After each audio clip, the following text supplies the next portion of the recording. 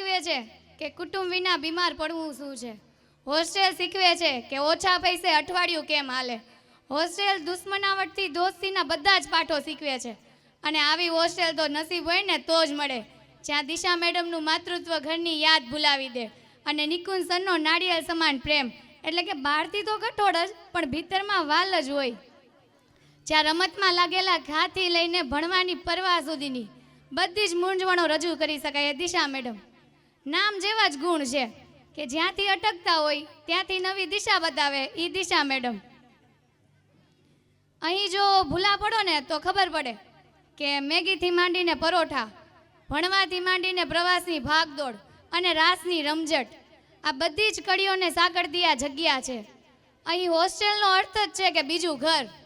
તો અમારા હોસ્ટેલના માહોલ માટે એકવાર જોરદાર તાળીઓ થઈ જાય. આખી દુનિયા પણ ટૂંકી પડે જ્યારે વાત માના પ્રેમની આવે. માતા અને બાળકનો પ્રેમ જ વાત્સલ્ય અને વાલથી ભરપૂર હોય છે. જેને તમારી સમક્ષ રજૂ કરવા આગળનો કાર્યક્રમ લઈને આવે છે ધોરણ 7 થી 9ના બાળકો, જેના શબ્દો છે મમ્મી હું તારો હીરો.